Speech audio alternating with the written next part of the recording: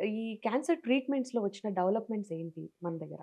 అన్ని రకాలుగా డెవలప్ అయిందంటండి. ఇంతకు ముందు కాలంలో అన్నిటికి ఓపెన్ సర్జరీ చేసేవాళ్ళం. ఇప్పుడంతా కూడా కీహోల్ సర్జరీ చేస్తున్నాము. హ్మ్. రోబోటిక్ సర్జరీలు చేస్తున్నాము.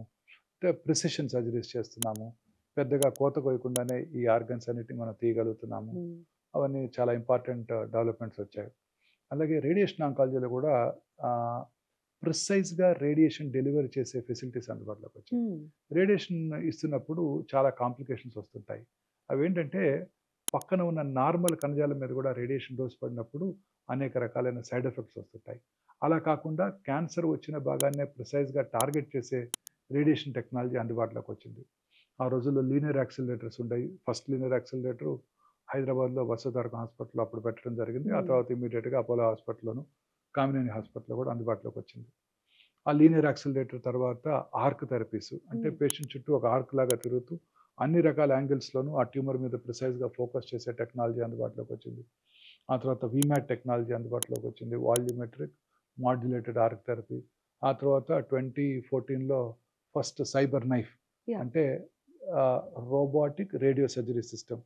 అంటే మామూలుగా 30, 40 రోజుల్లో రేడియేషన్ కాకుండా రేడియేషన్ అంతా కూడా 1-5 రోజుల్లో ఇవ్వగలిగే రేడియేషన్ చికిత్స ప్రిసైజ్‌గా ఫోకస్ చేస్తూ pencil beam therapy first time ఒమేగాలోనే అందుబాటులోకి తీసుకురావడం జరిగింది. ఆ తర్వాత ఇప్పుడంతా కూడా ఫ్యూచర్ అంతా కూడా ఆర్టిఫిషియల్ ఇంటెలిజెన్స్. దట్స్ వాట్ కృత్రిమ మేధస్సుతో అడగబోతున్నా. పనిచేసే రేడియేషన్ డెలివరీ సిస్టమ్. హ్మ్. ఇప్పుడు ఈ రేడియేషన్ ప్లానింగ్ అంతా కూడా రేడియేషన్ ఆంకాలజిస్ట్ చేస్తారు. ఉదాహరణకి మనం బ్రెయిన్‌లో ఒక ట్యూమర్‌కి రేడియేషన్ ఇస్తున్నాము. ట్యూమర్ సైజ్ 4 సెంటీమీటర్స్ ఉంది. 8 రోజులు రేడియేషన్ తర్వాత ట్యూమర్ సైజ్ తగ్గిపోయింది. హ్మ్. 4 నుంచి 3.2 సెంటీమీటర్స్ అయిపోయింది. ఈ ఆర్టిఫిషియల్ ఇంటెలిజెన్స్‌తో పనిచేసే లీనియర్ యాక్సిలరేటర్ ఆ సైజు తగ్గటాన్ని గుర్తిస్తాయి, ఓకే. గమనిస్తాయి. ఓకే. తర్వాత కృత్రిమ మేధస్సుతో ఆలోచిస్తాయి. అదేంటి మనం ప్లాన్ చేసినప్పుడు 4 సెంటీమీటర్స్ ఏరియాకి ప్లాన్ చేసాం. ఇప్పుడు తగ్గింది కాబట్టి ఫీల్డ్ సైజ్ తగ్గించేయొచ్చు. హ్మ్. తద్వారా సైడ్ ఎఫెక్ట్స్‌ని తగ్గించవచ్చని. వాటికి అవిగానే ప్లాన్ చేసేస్తాయి రేడియేషన్‌ని. సో, ఏఐ వల్ల పాజిటివ్ ఆ!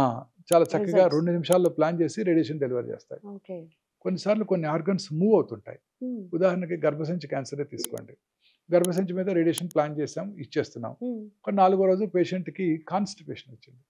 కాన్‌స్టిపేషన్ ఎవరికైనా రావచ్చు కదండీ! హ్మ్. అవును. అప్పుడు రెక్టమ్ ఉబ్బుతుంది.